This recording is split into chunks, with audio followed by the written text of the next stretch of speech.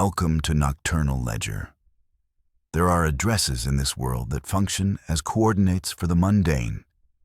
They are simple markers on a map, designating where a postman delivers bills, where milk bottles are left on doorsteps, and where families live out the quiet, rhythmic patterns of their lives. But there are other addresses, rare and malignant, that serve as thin places, tears in the fabric of our perceived reality, where something ancient, hungry, and impossibly violent seeps through. Today, we are opening the file on one such address. It is a semi-detached house on a council estate in Yorkshire, England. It stands at number 30 East Drive on the Chequerfield estate in Pontefract. To the casual observer in the mid-60s, it was nothing more than a brick-and-mortar box for the working class. To the paranormal research community and the terrified victims who live there, it is the site of the most violent, documented poltergeist haunting in European history. This is not a campfire tale spun from rumors. This is a forensic examination of the Black Monk of Pontefract. To truly understand the horror that besieged the Pritchard family, we must first strip away the modern glamour of ghost-hunting television shows and transport ourselves back to August of 1966. The cultural backdrop is essential. This was a time of pragmatism. The Pritchard family, Joe, Jean, their 15-year-old son Philip, and 12-year-old daughter Diane, were not prone to flights of fancy. They were a grounded, hard-working family living in a tight-knit community where neighbors knew each other's business and superstition was often met with a skeptical eye. They had moved into number 30 East Drive expecting a sanctuary. What they received was a siege. The terror did not begin with a scream, but with a disturbance of the physical world that defied all logic. It was the August bank holiday, a time for relaxation, but the atmosphere inside the house had shifted. The air had grown heavy, possessed of a static charge that made the hair on one's arms stand on end. Jean Pritchard and her mother, Sarah Scholes, were the first to witness the impossible. They entered the living room to find the air filled with a fine, white powder. It was chalk dust, drifting like spectral snow, coating the furniture and the carpet. There was no source, no open windows, no explanation. As they stood bewildered, staring at the dusting, a phenomenon occurred that would mark the transition from oddity to impossibility. A pool of water appeared on the kitchen floor. It did not leak from a pipe. It did not seep from the rain. It simply manifested, spreading across the linoleum. When they wiped it up, another pool appeared instantly in the hallway. Then another by the stairs. This was the opening salvo of a psychological and physical assault that would last for years. The entity, which the family would eventually, in a coping mechanism of desperate absurdity, nicknamed Fred, began to dismantle their understanding of physics. In the days that followed, the activity escalated from passive residue to kinetic violence. The tea dispenser in the kitchen, a heavy ceramic object, began to dispense liquid on its own, pouring onto the counter before the object itself was hurled across the room by invisible hands.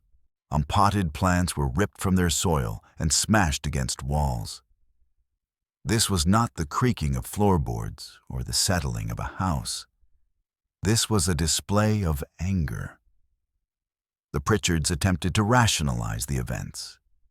They checked the foundations. They checked for subsidence. They looked for intruders. But how does one explain to the police that the intruder is invisible and capable of throwing a heavy oak sideboard over with a single shove? The escalation was methodical. It seemed to feed on the fear it generated, particularly focusing on the women of the house. Sarah Scholes, The grandmother became a target of the entity's psychological warfare.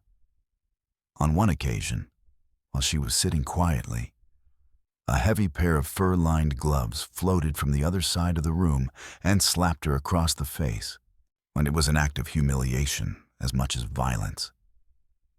But the entity's primary obsession, the focus of its most vitriolic rage, was the 12-year-old daughter, Diane. It is here that the story of the Black Monk shifts from a typical poltergeist infestation to something far darker, bordering on the demonic. The attacks on Diane were visceral. She would be thrown out of her bed in the middle of the night. Invisible fingers would leave red welts on her neck and arms, marks that were photographed and documented, showing the distinct pressure of a grip that no human hand could replicate. The air around her would drop 30 degrees in seconds, a localized cold spot that signaled the entity was standing right beside her. The most infamous incident, the one that cemented 30 East Drive as the home of the most violent poltergeist in Europe, occurred when Diane was dragged up the stairs. Witnesses describe a scene of absolute bedlam. The lights in the house flickered and died, plunging the family into darkness. A guttural, heavy-breathing sound filled the hallway, a sound that did not belong to any of the living occupants. Suddenly, Diane screamed. She was lifted from the ground, her feet kicking at the empty air, and then she was hauled up the staircase by her throat. The physical force required to do this is immense. Her father, Joe, and the neighbors who had rushed in to help grabbed her legs, trying to anchor her to the earth. They described the sensation as playing tug-of-war with a giant. The wood of the banister splintered as Diane grabbed for purchase. The entity, possessing strength that defied human biology, dragged her all the way to the top landing before releasing her in a heap. When the lights were restored, the finger marks on her throat were already bruising, turning a deep, violent purple. This event triggered a wave of investigation. The Pritchards, terrified but stubborn, refused to be driven from their home. They invited help. This brings us to the documented involvement of the authorities and the church, elements that add a layer of credibility that most ghost stories lack. A local vicar was summoned to bless the house.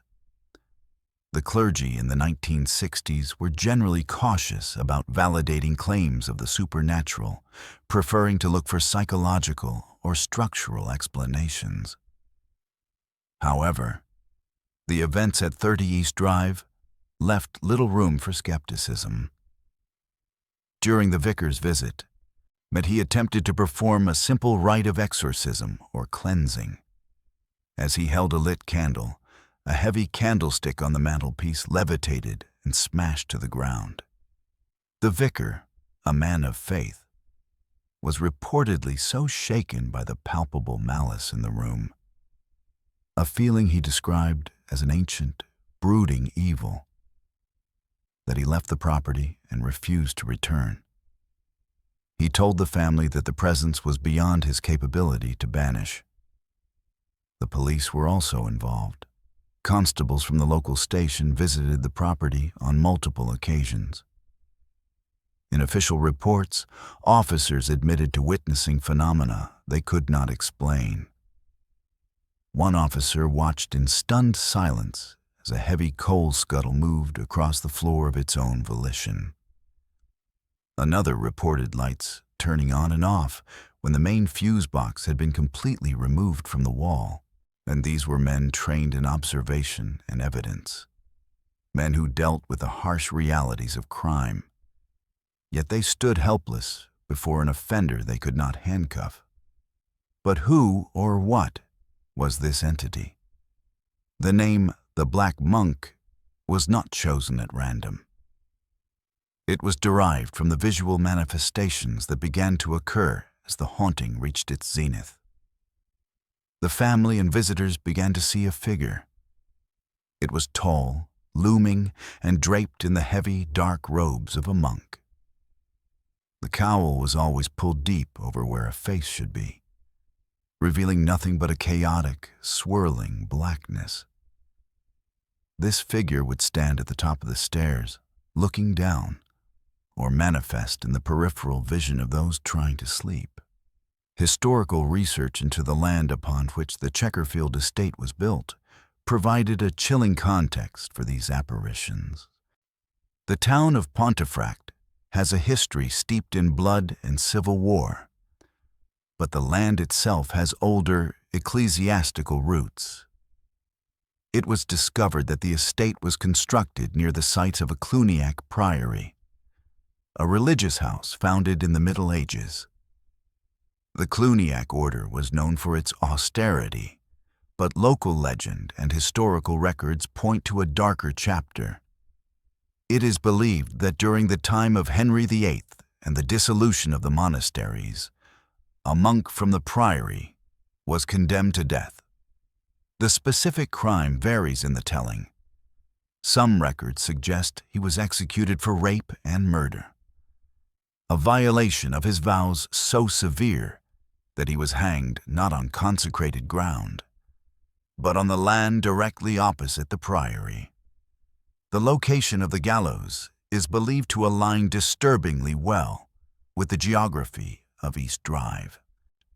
If we accept the theory that emotional energy can stain a location, then the execution of a corrupted monk, a man consumed by carnal violence and rage, dying in a state of mortal sin, creates a potent battery of negativity. The entity haunting the Pritchards displayed all the characteristics of a misogynistic predator. It targeted the females. It was possessive. It was violent. It was not a mindless recording of the past. It was an intelligent, reactive consciousness that took pleasure in fear. The skeptics, of course, have had their say over the decades. They pointed to the teenage daughter, Diane, and suggested that she was the source of the activity, a case of recurrent spontaneous psychokinesis, or RSPK. This theory suggests that the hormonal turbulence of adolescence can manifest as external kinetic energy. Now, while this is a popular parapsychological theory, it fails to account for the independent intelligence of the Black Monk. RSPK is usually chaotic and random. The activity at 30 East Drive was calculated. The entity communicated. It answered knock for knock. It drew pictures. On one occasion, the entity etched crude drawings of crosses and guillotines into the wallpaper, symbols of its own death and suffering. It even learned to manipulate the heavy latch on the coal shed, locking family members out or in. This implies a learning curve, a sentience that RSPK simply does not cover. Furthermore, there is the physical evidence of the temperature. Poltergeist cases often involve cold spots, but the thermal drops in the Pritchard house were extreme. Witnesses reported their breath misting in the middle of summer.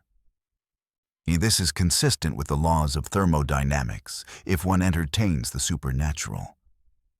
For an entity to manifest physical force, to lift a human being or throw a sideboard, it requires energy.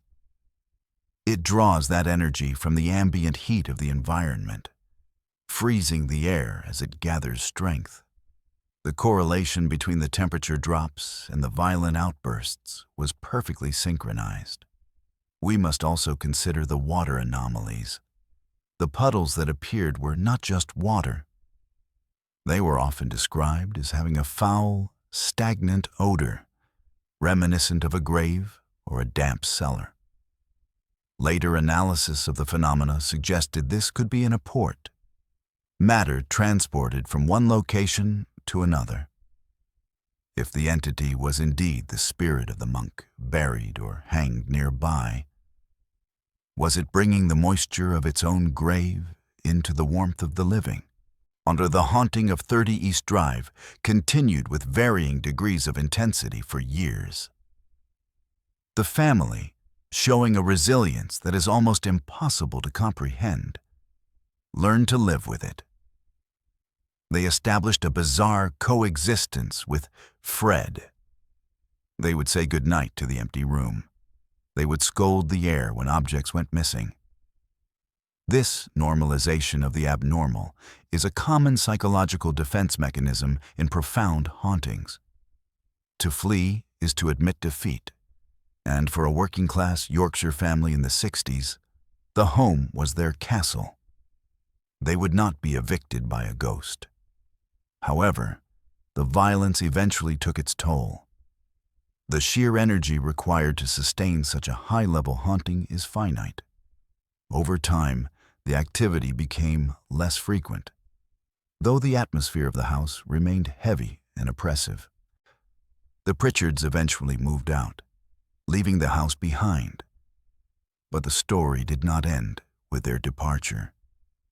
In the decades since the Pritchards left, 30 East Drive has not been allowed to rest. It has become a mecca for paranormal investigators from around the globe. Unlike many haunted locations that are retrofitted with spooky backstories to sell tickets, 30 East Drive remains largely in its original state. It is not a museum. It is a time capsule of the 1960s, and according to those who visit, the occupant is still very much at home. Modern investigators have captured compelling evidence that corroborates the Pritchards' testimony. Electronic voice phenomena, or EVPS, have been recorded in the house, capturing growls, whispers, and names. Motion sensors placed in empty locked rooms trigger incessantly, and visitors today still report the sensation of being pushed, scratched, or overcome with a sudden, crushing nausea. The stairs, where Diane was so brutally attacked, remain the epicenter of the activity. Many grown men, hardened investigators, have reported being unable to walk up those stairs, stopped by a wall of fear so primal that their legs simply refused to move. One of the most chilling aspects of the Black Monk case is the physical residue that the entity leaves behind. During the height of the haunting, green foam was reported to ooze from the taps and the toilet. This substance was never chemically identified in the police reports, but it added a visceral, disgusting layer to the terror. It wasn't just bumps in the night. It was a corruption of the home's hygiene, a violation of the sanctuary. The enduring legacy of the Black Monk of Pontefract lies in the sheer volume of witnesses. We are not relying on the word of one traumatized child. We have the testimony of John and Joe Pritchard. We have the grandmother. We have the neighbors who physically helped hold Diane down. We have the police officers who filed reports. We have the vicar who fled in terror. We have the local politicians who visited the house and left disturbed. When you stack the evidence, the skeptical argument of mass hallucination begins to crumble under the weight of consistency. Mass hallucinations do not leave bruises. Mass hallucinations do not smash crockery. Mass hallucinations do not drop the temperature by 30 degrees. The film, When the Lights Went Out, brought this story to a wider audience. But the reality was far more grinding and terrifying than any 2-hour movie could portray. A film has a climax and a resolution. The Pritchards lived this reality every single day. They ate breakfast watching objects slide across the table. They watched television while listening to the heavy, dragging footsteps of a dead man in the bedroom above them.